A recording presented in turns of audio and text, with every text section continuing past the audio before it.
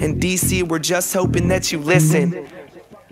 Welcome, everyone, to District Divided, a DC sports podcast, and welcome to episode 2 of the Washington Commanders off-season series. I am Amit. That is KDOT. It is good to see you guys. Thanks for joining us. We're talking about the owner today. So last week we talked about the general philosophy of building an NFL franchise, and now we're zeroing in on the ownership position. In this case, Dan Snyder. Now, I know he's in the news for any number of off-field stuff, and we're going to touch on that a little bit, but really we're identifying the roles and responsibilities of an owner and how Dan Snyder fits into that equation right now and when he first started. So, K-Dot, you ready to roll? Yeah, it's the pressing ass topic, but let's go. Let's just get right into it and have a good time as much as we can. Good time. Yeah. Let's have a good time. With everything everything going on in the world, let's have a good time. So here's the deal.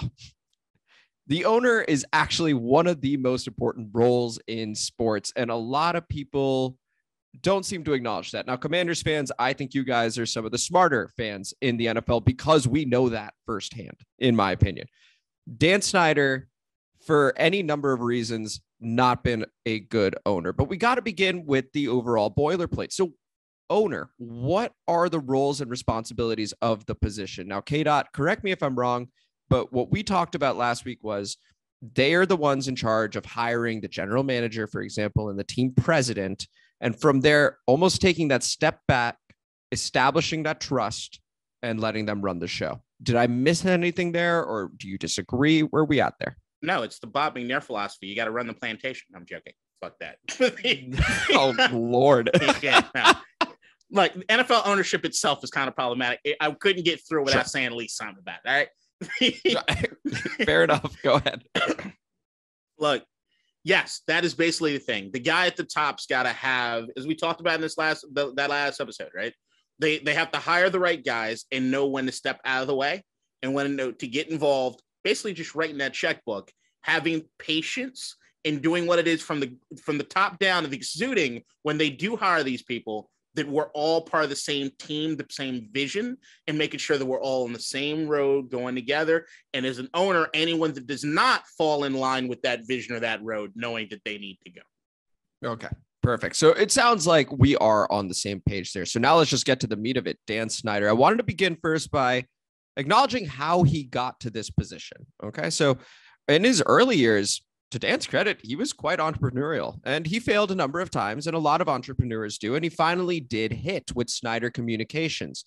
And that company ended up making him a whole boatload of money. This is just the Spark Notes version of it. Started it with his sister in 1989.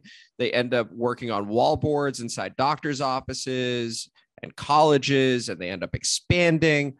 And in 1999, when Jack Kent Cooke has passed away and the team needs a new owner, Dan Snyder puts his name in the hat and gets chosen $800 million. And so he didn't have all that money at the time. So there ended up being some split ownership, but he owned about 65% of the team starting in May of 1999. What he did immediately was make as many splashes as possible. He brought in the likes of Bruce Smith and Deion Sanders, Mark Carrier, these big names, but aging stars. And Norv Turner was the head coach at the time. And that's how he operated. Was he wanted to have the shiny toy. He wanted to show the world that he had the money, he had the resources, the ideas. And as you all know, it hasn't quite worked. Since he's been owner, this team has not made an NFC Championship game. There are only 2 other teams in the NFC that have not done that. The Dallas Cowboys, surprisingly enough, so shut up, Cowboys fans, and the Detroit Lions. And everyone expects that the Detroit Lions would be suffering, as they always do. Shout out Matt Regan. So that's what we're left with, okay? We have not been successful. K-Dot, over to you. What are your thoughts on Dan Snyder with the roles and responsibilities we discussed and how he's done? I tried to keep as straight a face. I thought I did a good job. I thought I did. A good job. You did a great job as far as like explaining the backstory and everything of him. It was just that end. How's he done? We all know. Like, just, spoiler alert, not good. I mean, that's the thing, is that like Dan, in my opinion, is all the worst traits of Jerry Jones wrapped up in this package of like fucking Napoleonic victimized complex of I'm the smartest motherfucker in the room. You're clearly not at any given point. So even when you were talking about the way that he became a millionaire, it almost feels like dumb luck, like wall boards and fucking like, okay, guy, you didn't invent anything. Like, it's just like, it's almost like, all right, we were just too dumb for anybody else to figure it out. He just did it. There's like Dan over the history of the all right, let's start right here. When Dan first gets ownership of the team, I think it's an exciting time to be a Washington fan, right? Now, we were young as shit. I know that I was like 10 years old. I mean, I was 10. Yeah, 9 or 10 when they were first started talking about it. And this was after like Washington had major success in the 80s and the 90s. And then there's that period that we don't really talk about, which is like that 90s period between the last Super Bowl and Dan. And we weren't really that successful. Like that period of time is sort of like this lost time for Washington fans. And you had Jack Kane Cook was making some really bad decisions there at the end. Yeah. Even everybody like FedEx Field, we can blame Dan for how bad FedEx Field has gotten, but the aspect of where it is initially, the way the parking and everything is designed, that's all Jack Kane Cook. It was him and his beef with the city, and he takes the team out. So there was always this, so to know that you had like this young up and coming self-made billionaire or millionaire at that point, like really, really rich millionaire. From Silver Spring. Yeah. I remember there were stories about how at his place, like I think he grew up like near Tacoma Park and fan of the team. They had like a Washington commander room inside the house. Like it was, all right, well, shit, we've got the local kid that wants to make everything great. This is perfect. On paper, it's fantastic. If you were offered that right now, you'd be like, oh my God, perfect. It sounds amazing. And then you realize that at every turn, I mean, it gets to some points where I even question whether or not he even gave a shit about the team, honestly. But it's more about ways in which we've seen him satiate his own ego and trying to consider himself being the smartest guy in the room. Which is what I say about the Jerry Jones thing is if you look at Jerry Jones after the Super Bowls with Dallas early on, with him and the Jimmy Johnson beef, right? He had to take credit for what it is that the success was with the Cowboys. Correct. If you remove your ego from the situation, the Cowboys probably go on to win a few more Super Bowls because him and Jimmy Johnson should have been together for a very long time, but the ego has just gotten away, right? Yeah. When you have Dan, he gets in. We have a team. Norv Turner is at 7-6. The team looks fairly decent. It's a rough and tumble team, but we're not at rebuild stage. He cans him immediately. Then we had the Terry Rubisky finishes out the season, and it's like, all right, well, we know Terry's not going to be the head coach next year. What are we going to do? He hires Marty Schottenheimer. This feels like a rough and tumble, good move. It's not too splashy. He's a known name, but he's going to have success. He's going to create this identity there for the team. And then that falls apart the moment that Marty says anything that's not yes to Dan. You can see he hires the guy based on the name or whatever. I don't even know why he necessarily hires him. But the moment that Marty ends up being who we know Marty Schottenheimer to be is the moment that Dan can't take it. Right. And I just wanted to say on Marty Schottenheimer that Schottenheimer was an analyst just before that season and did criticize Dan Snyder a little bit. So it could have been Dan going, you know what? I'm being the bigger person. We both dislike each other. You're a great coach. Let's make this work. The problem, right, is that Dan gets in the way. So he hires Vinny Serrato and acts as Charlie Casserly, very well-respected general manager. Oh, yeah, when he first joins, right? Mm-hmm. And Vinny Serrato was in Kindergarten Ninja? Was that the name of the movie? He was a lead role there. So you look at that and you go, well, okay, I guess he had some experience with the San Francisco 49ers as director of player personnel. So that's what he comes and does over here. But within 20 days, Marty Schottenheimer in his tenure fires Vinny Serrato. Goes, you know what? This guy stinks. And Marty Schottenheimer finishes the year 8-3 and gets fired after one season, right? 8-8. After starting 0-5. After starting 0-5, we rally 8-3. We've got momentum.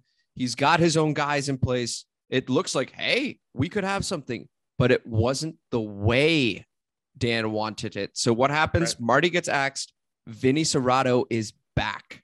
That is just what he does. He surrounds himself with the wrong people. I'm going to say he puts trust in the wrong people, and he may have had different goals in mind. He just wanted to be with his boys, have a lot of fun. Yes, man.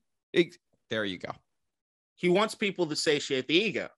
He needs to know that he made the clever move, and he needs people to understand, hey, I'm the guy with the idea. Make this idea happen. Don't say no to me. And when it works, I'll be able to take credit for it. The moment it looks like it's going to work for somebody else that's not part of that chain is the moment he can't deal. It's not, that's not the way it works. And you see it with it. And there's also, but then even you look at, there's a moment where you kind of realize, and I think it's right around the Steve Spurrier hiring, which is right here at this time period, which is that, does he really give a shit about the product on the field, or is it about making the splash and making some cash immediately? And I think that back then there was less concern about that. I think the narrative was, you have an energetic owner that is willing to spend anything. He just is not necessarily a football guy, right? So there was almost like hope that he'll figure it out, that he'll maybe one day he'll get the right guys and he'll be able to do what he needs to. And as long as he's writing those checks, it'll be good to go. But then you see like the Steve Spurrier hire, which like once the quarterback carousel conversation happened, everybody in town knew this is not going to work out, right? When Danny Werfel's name started getting thrown around, it was like, this is not going to work out. Right. But it was like, if you're Dan, I could be clever and get Steve Spurrier, this big time name, the same way that all these big time free agents that are over the hill. I can look like a genius. I can look like the guy that figured it out. And then it doesn't work. He fucking ousts the person that he wants to blame or everybody, even though you're the guy that put him in place. And then he goes back to whatever the next shiny new thing is, or anything just to keep the fan base off his ass just enough that, all right, I'm going to switch it up and do something a little bit different this time. Or like what you said with the Marty thing, which is that you look at that, you're like, all right, when Marty criticized me before he got hired, maybe it looks like I'm being the bigger guy. Where at the end of the day, nothing really changes from the top in the way that things are actually working, right?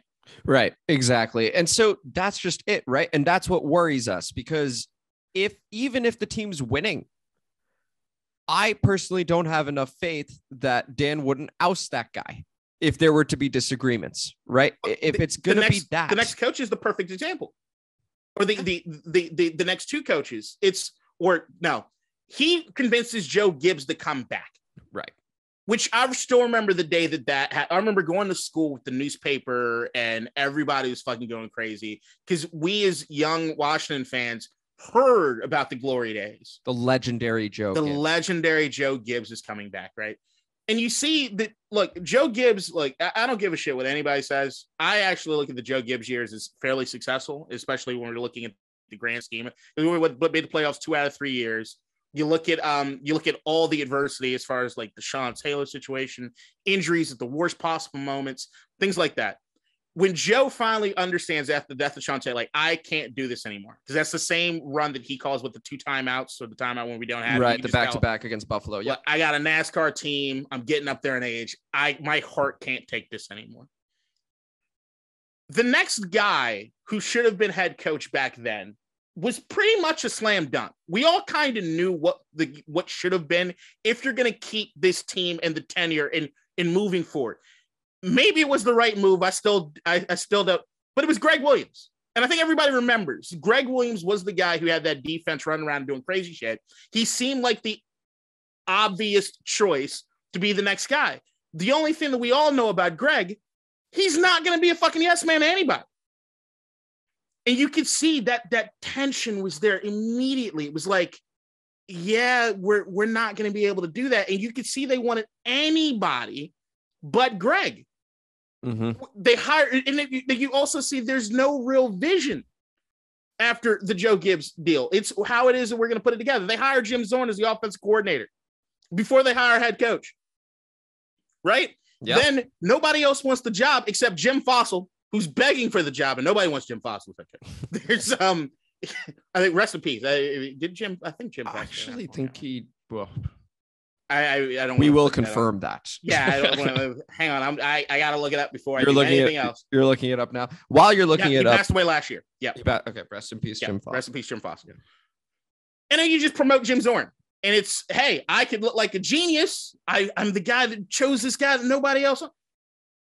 Or it's just nobody really wanted to fuck with you. Like, there's always this We don't even know, but it never feels as though it's ever part of a clear vision. And it clearly wasn't a clear vision of trying to continue what was happening with the success of the Joe Gibbs teams into the future. It had to be something new. That's the other part of what we say makes a good owner: patience, at least patience in certain aspects. There was none there. You get Jim Zorn, and then we all know what happened. They start off hot because it's Joe Gibbs' team. And then the moment that Jim Zorn gets to put his touch on it is the moment it all fucking goes to shit. Right. Right. And so just to say that I see the trend continuing, right? Like Dan still needs to have his hands in there. RG3, Dwayne Haskins.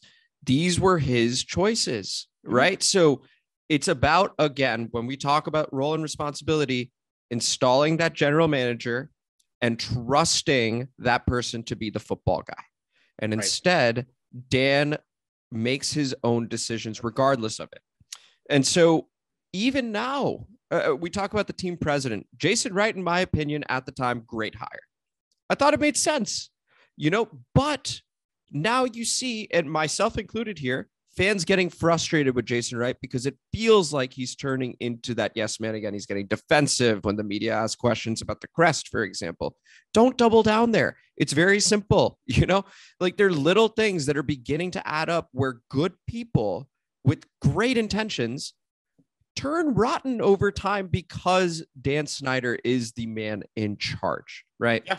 That is the feeling. So the criticism of Jason Wright, it's ultimately a criticism of the owner, right? Because if Jason's under a different leader, I don't think he ends up like this. I don't think we botch the team name the way that it happened. Like, I think things are different. That's my opinion. What do you think, K-Dot? I think it's something air, but that's the thing is that like, because of the track record and the history, and there's so many examples you can go to, right? Brian LaFamina, and when he came in and then he left with like 40 staff, the moment that you could tell they were going to tell the truth. Yep. When Jason comes in there and now he's there, there's been no worries about him losing his job. When bad shit happens, we all have to add it to the narrative that we've had as far as Washington. It might be just lack of experience and incompetence. Could be, but you don't get the benefit of doubt here. And rightfully so, you do come with the baggage of what it is that Dan has and what it is that's happened in this organization over the years. Because there's so many examples of it. Mike Shanahan meddling, having Clinton Portis up in the owner's fucking box, like all this shit over the years. And you could say that like, no, he's always meddling in some sort of fashion. It makes sense. Like the thing makes sense to us that Dan's telling them, yeah, we're not going to fucking change the years on the goddamn crest. Right. Like we can all picture that easily. And we want to give Jason Wright even the benefit of the doubt that he's not dumb enough to fuck something up because we want to have faith in him to a certain degree. Of course. So it's kind of easy to blame Dan. Right. Yeah. And then I can understand even if you're a Jason Wright or you're a Ron Rivera, anybody that says like, hey, the only way I could change this is from the inside. So even if it fucks with my name or my reputation, I'm going to give it my earnest best to change it, even if I have to have that Dan Snyder stank on it. You know what's most amazing about this conversation we're having, K-Dot, is we haven't even touched a single off-field issue yet. Right? Yeah. Where the focus isn't even on football. We have the toxic workplace environment stuff going on. Yep. Tiffany Johnston allegations are there. The other allegations from the other women about just staff in charge. And again, if Dan Snyder's the leader, that's a problem, right? You want to just focus on football, but the way he is, it has to be about him and he has to be smarter than everybody. And that's why it doesn't work. That's why it doesn't work. And we could go on and on about this, how he, first off, how he sued season ticket holders that were unable to renew during that Great Recession in the early 2000s, lied about the number of people on the waiting list for said season tickets, hiring Bruce Allen. We have the emails come out with John Gruden, right? There was the rumor that Andy Man, who was on one of the forums, was trash talking the Washington Post, was actually Snyder and some of his guys.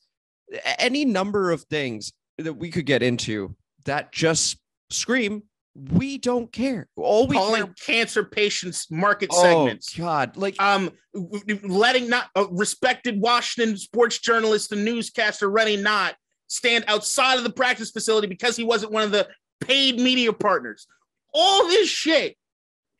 Yeah. Like we haven't scratched the surface. Charging fans for showing up at practice. That wasn't a thing in the NFL until Dan Snyder showed up. You talk about profits and revenue and stuff like that. That's how he's doing it.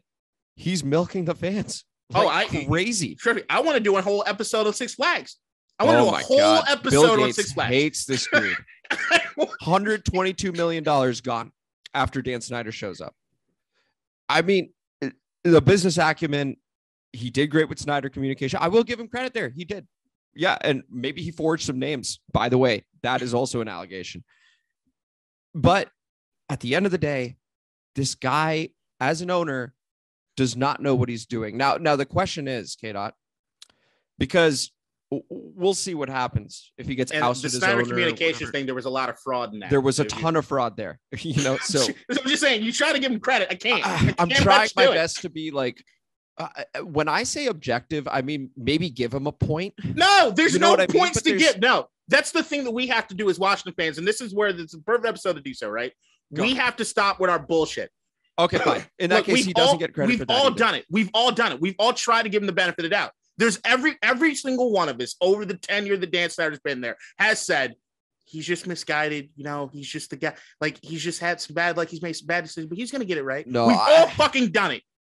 There was so much. To what degree we've done it? We've all fucking done it. We have to stop. We have to stop. Fine. We have to stop. So then let's get to the brutally honest question. Is he capable of changing if he stays as owner? No, fuck no, he's not. And if we do happen to win a Super Bowl, right? It's only out of the hard work and dedication of the people. It's despite him. It's the moment that if there's ever a moment where the Lombardi trophy is being given and Dan Snyder has it, I hope to God, whoever the head coach of quarterback is, turns to him and says, "We did it despite you, fucker," and then grab that bitch from him.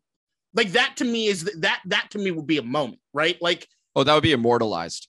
That person would drink for life, for free. Right. In DC would. Have him get fired and go get any job around the league. Oh my gosh. Yeah. And the reason I can say this also, look at the coaching talent across the league that have all walked through Ashburn. Yeah. There's no depth of talent here.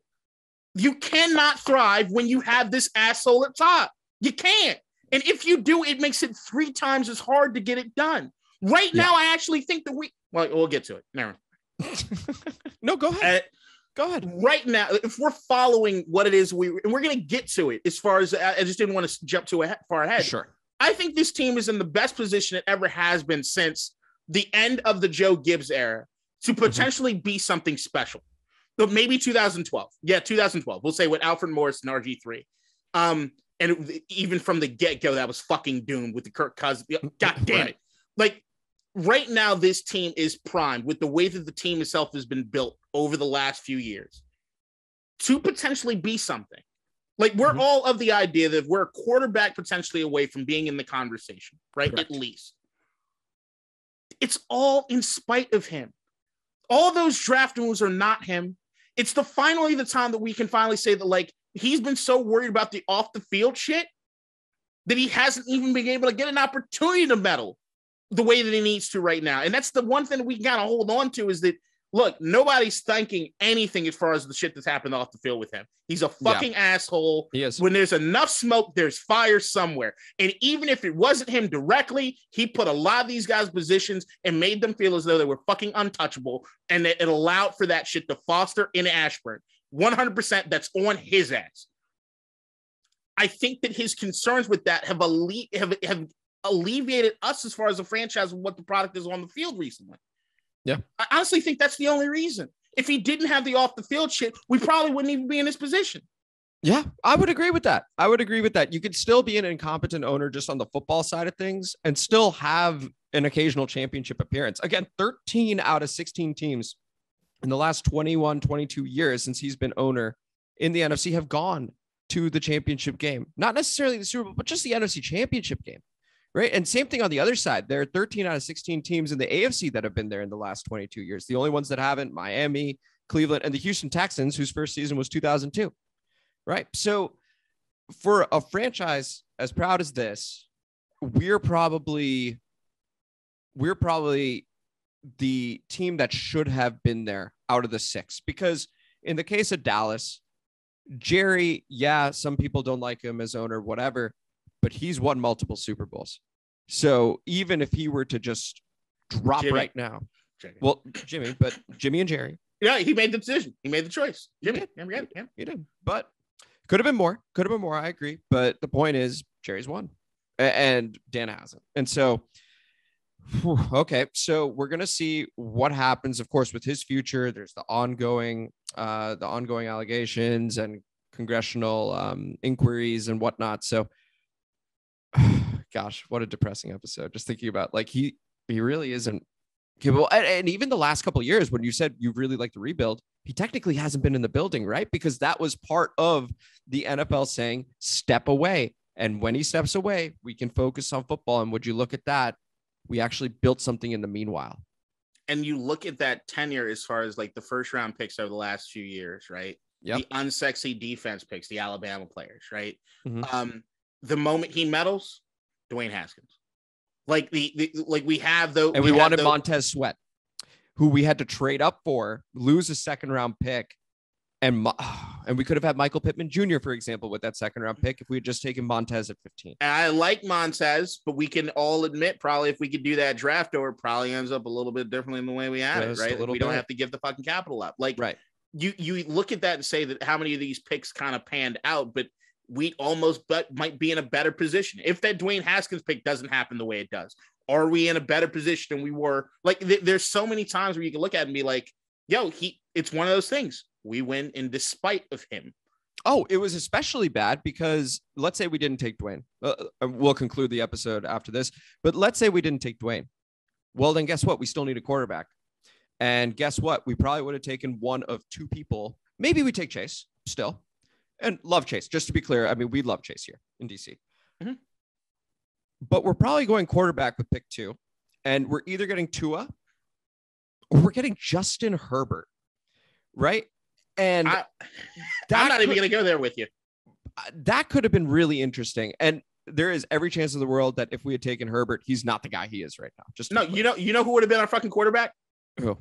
Kirk Cousins on our manageable fucking salary. Oh my God, you're probably right. With that defense, would not one of us not take Kirk Cousins with this defense? That is a different can of worms. I have personal feelings about Kirk Cousins in clutch I don't give a shit. Although he's doing better now. This motherfucker went to us and said, pay me $30 million a year, which was a steal. It is a steal. For the caliber of quarterback he is, that is a steal. Let's franchise tag him 3 fucking years in a row. Let's do that. Because we're still not sure. Then by the time it's over, the contract would have probably been up by now. Oh, no shit, Sherlocks. You fucking morons. Like, that's so... And that, my friends, is District Divided, brought to you by Dan Snyder, because he has divided an entire fan base. I don't even feel like we got anywhere. No, we didn't. It was really just a vent session for like, this is what an owner should be. And this is just how far off our owner is. This was for us, and hopefully you guys enjoyed as well. I am Amit. That is K-Dot. I think we're leaving this episode heated. He sued his nanny. This fucking piece of shit. That might be the intro of the episode. Sued his nanny. All right. What's the quote? Hang on, I'm reading the fucking quote before we get off this bitch. Read the quote. In the meanwhile, episode 3 next week is about team president Jason Wright. We're going to get into his roles and responsibilities, and we're going to figure out how he's doing. Okay. This is his first time in the role. He's still young. So there's a lot to get to over there. I'm looking forward to it. I tell you about his nanny sued him. Your nanny sued you, you prick. She who told Montgomery County Court that when she was pointed out she was being shortchanged and asked for proper recompense. Dan Snyder screamed, I pay you more than my Redskins Park people. I can't afford to pay you like this. The court ordered me to pay $44,000. He's a piece of shit. Oh my God. We know people that worked in Ashburn. He's a piece of shit. Mm-hmm. Mm-hmm. I mean, now they're talking in Congress as well. So that's where we're at, guys. Hopefully he turns it around, or somebody else, even better, somebody else comes in and turns this thing around. We deserve it. We as fans deserve better. I'm going to leave you with that. We'll see you next week. That money could have gone to save kids from malaria. Bill Gates quote about Dan Snyder.